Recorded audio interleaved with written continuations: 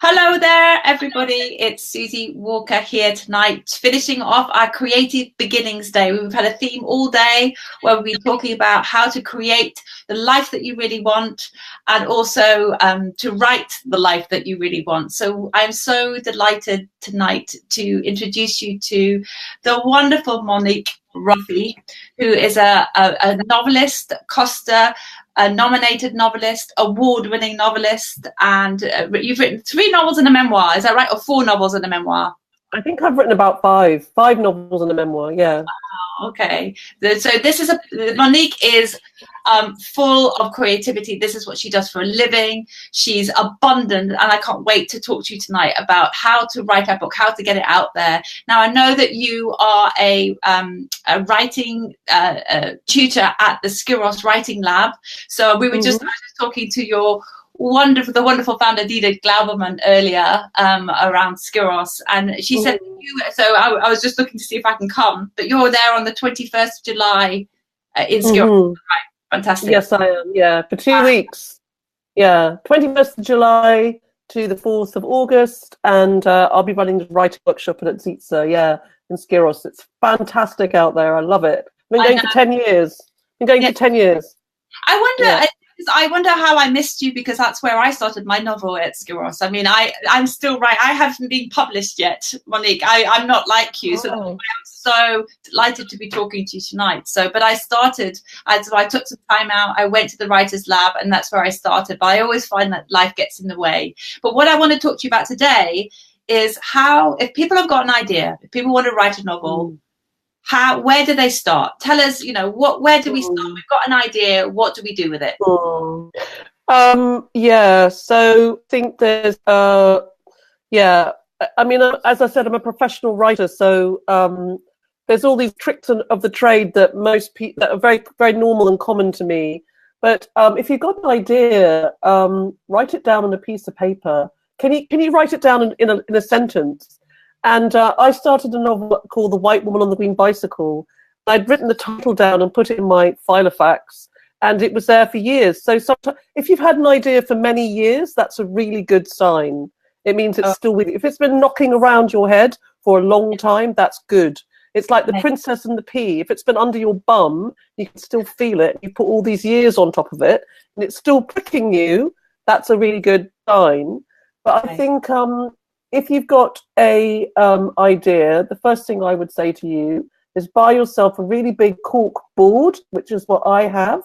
Yeah. I have one that's about 4 feet by 3 feet, and I got it nailed to the wall above my computer. Yeah. And so I do what Hilary Mantel told me to do, which was to grow a tail. Grow a tail. Oh, I love it. Grow a tail, yeah. So she's written this fantastic essay about growing a tail and her method, and I've just stolen her method, and it really works. And she talks about not writing a book, but growing it. So the growing period happens before the writing period. Yes. And so most people underestimate just how much. Imagine you're going across the Sahara Desert, and you've never been across the Sahara Desert ever, but you know it's going to be a long way, but you want to under-prepare. So you want to pack everything. So you have to plan. You need maps. You need sat nav. You need jerry cans. You need tents. You need all this stuff to get across the desert. Well, same thing with a novel. You need to basically, or any kind of book, memoir, novel, is you need to do a lot of prep. You need to do a lot of preparation. That's really fun. It's the best part.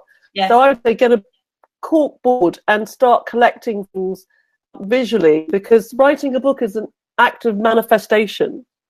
Literally, what's out, what's in needs to come. Okay, and eventually you've manifested something to the state that it's like a piece of wood. You could actually hit somebody or even hurt somebody with a book. Okay, so here's a book, hitting myself over the head with it. Now that's my journal. But all books start from just some ideas, so it's extremely interesting. My magazine every month. I have this magazine every month, and I always think, how are we going to do it again? How is it possible? But all of a sudden, we just this stuff. So I would say manifest and create and brainstorm and maps and throw things out there and plot and plan to begin with. And then I think it's about where to start. You don't have to start from the beginning. just start it. What's important is that you write a little bit every day.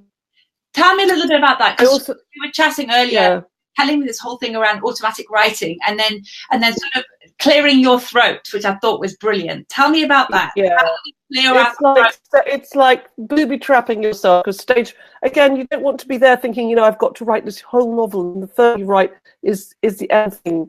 Most writers do this, have all sorts of exercises that they do before they write. My top tip as a writer is write before you write.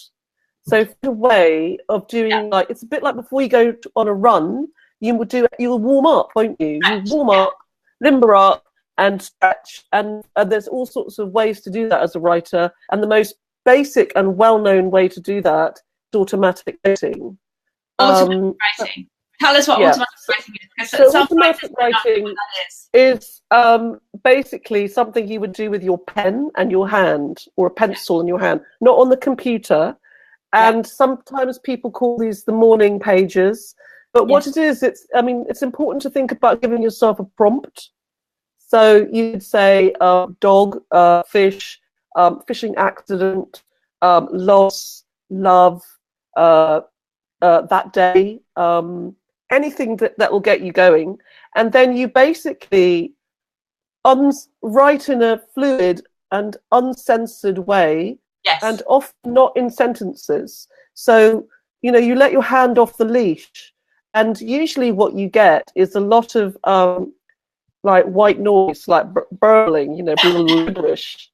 And it's very, very good to let that gibberish dribble on until actually you write it off, because it's slightly like stage fright, or it's what Buddhists call prapanka. So it's like the supermarket in your head going rah, rah, rah, rah, rah. So you want to get rid of all of that.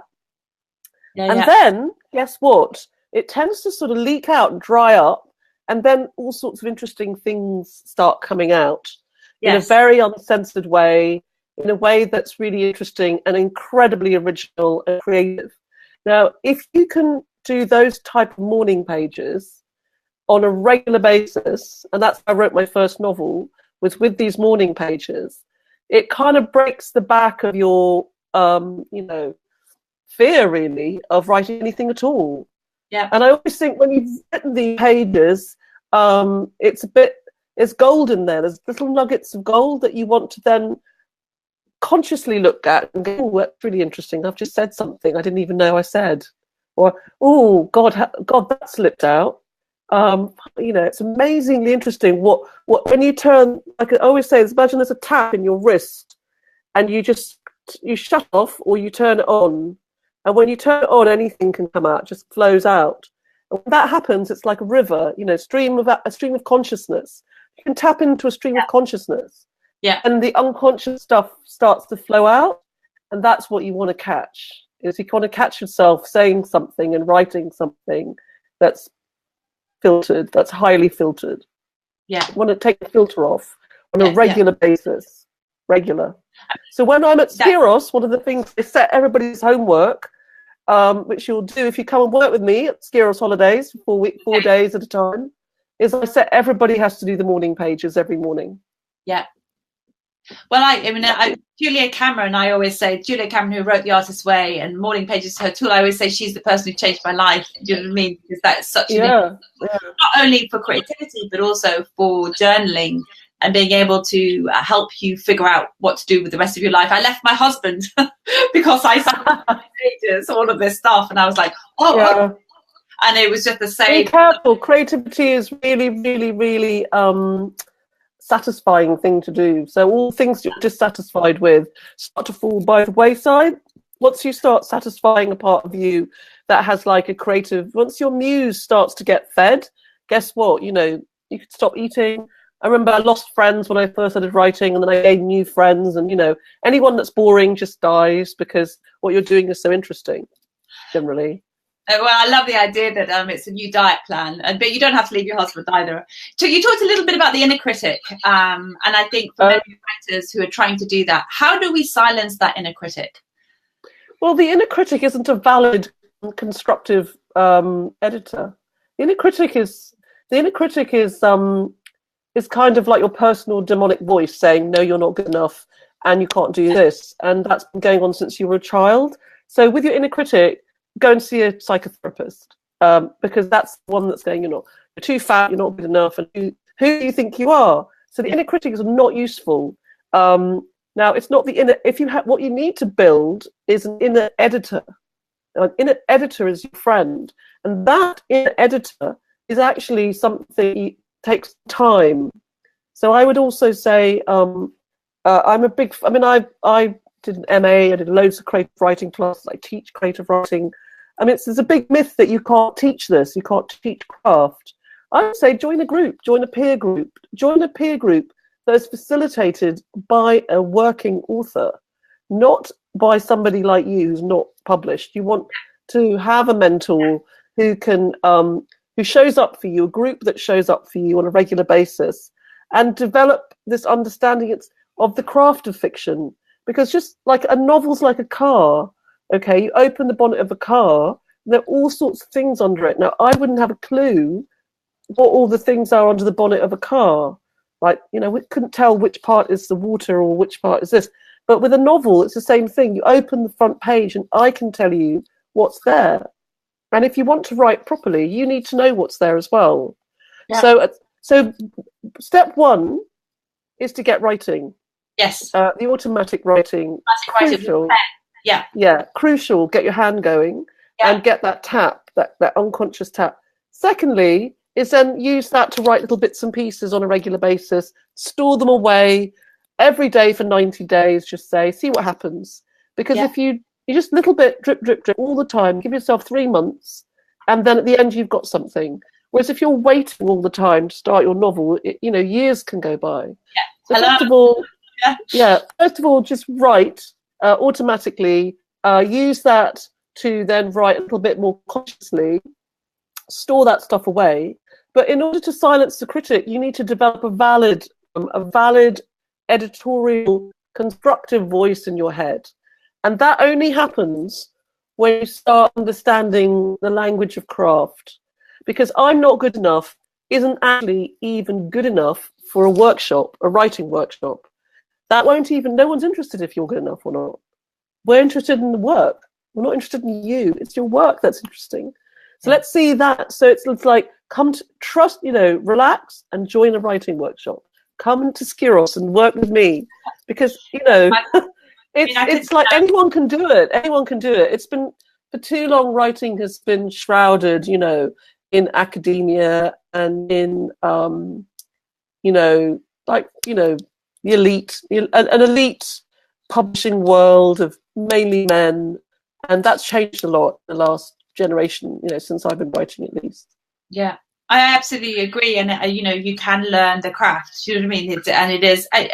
It's about tapping into that creativity, but also committing to learning your craft. I'm a big fan of Elizabeth Gilbert and her book, The Big Magic. Have you read that? Oh, no, I haven't. No, it's a great book. But she talks about the genie, doesn't she? The genius that comes and sits with you when you're in reverie.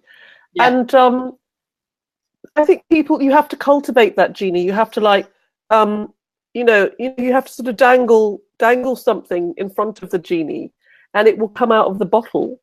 It's there, And also, I think there's this thing about, not many writers will talk about this, but ultimately you have to learn your craft, but you're working with your unconscious. And your unconscious is like a big snake. Imagine a huge anaconda called your unconscious, and it's coiled up inside you, and it's asleep. And every now and again, it wriggles around. You can feel it. You can feel your unconscious wriggling around. But generally, it won't work for you unless you prick it. So when you start to prick this snake inside you and you start to apply some pressure, then it starts to give you what you need. Yeah. I love that. Otherwise, unless your unconscious will just sleep on you and go to sleep, unless you're a professional creative person who knows how to sort of work with it. Yeah. Like, keep a dream diary. Pay attention to your dreams. Yeah. Pay attention to synchronicity. Pay attention to signs and symbols that come into your view, literally into your view. Write things down all the time. Write things down. See patterns. Like Virginia Woolf talked about moments of being and moments of non-being, and she said we live in this moments of non-being all the time, because it's just like cotton wool, just like everyday stuff. And then behind all this cotton wool, there's a pattern, and you have to look for it. If you don't look for it, you won't see it. I'm a big fan of the mythologist Joseph Campbell and the idea of unseen helping hands, the kind of synchronicity bit, and they're all helping together. I love that idea. We've just written an article, I think it's coming in the next issue, it's about it's a sign, about as it literally reading the signs around you to kind of give you all the time. I mean, I was in Portobello Road this morning, where I used to live in my youth, and I was just walking to get a coat because I'd left a coat behind, and I looked to my right, there was a cafe, a well-known cafe, and I saw a pair of legs, and I thought, I know those legs. And then I looked up, and it belonged to somebody I hadn't seen for about 20 years. And I was like, hey, hi, how are you?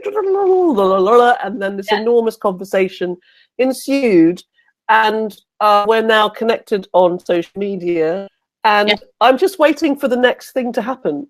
Why have I suddenly, why did I recognize, if I hadn't seen the legs, I would walk past him. It's like paying attention to all that stuff around you. There's just so much waiting for you to see it and to read it. I mean, I again on my course on Skyros, I actually might do a workshop on just seeing, like get everyone to walk around and come back with signs and symbols. What have you seen? What have you seen? Well, what do you think you've seen? We go in pairs. I often do things where I blindfold people and say, right, go off and show the other person, where to go. So, yeah. Oh, Monique, honestly, we were coming to the end of our time, but I mean, I feel so inspired now. I feel like I've got so many ideas from you just to go away again, because I think if people are trying to write, you can sometimes kind of get buried under real life, but I can feel my snake rising. I really can. Kundalini rising. It's thank you. Yeah, I mean, I just think put yourself in the path of, it's like if you want to get run over by a train, tie yourself to the tracks. If you want to have an adventure, put yourself in the path of where the rodeo, if the rodeo is coming to town, go to where it is. If you want to join the circus, go and find. Again, the Buddhists talk about conditioned arising. You have to put yourself in the place where the conditions for what you want will rise. So get thee to a writing workshop, or get thee to the proximity of a peer group where people are on your wavelength and thinking about books, language, and all of that stuff. It's exciting. Yeah, it's really exciting. It's amazing. Thank you so much for your time and your wisdom today. I feel so inspired, really. I want to share this to everyone, because this is not just about creativity and writing a book. It feels like this is about, once we connect with that unconscious, it's about connecting to the very fabric of life, me. So thank you so much. Thank you for your wisdom. So if anybody would like to join on Skyros, I'm going to really recheck my diary. 21st of July, Monique is there. Thank you so much for your time today. Good luck with your writing, and I will speak to you. Bye-bye, everybody. Bye-bye. Okay. Bye.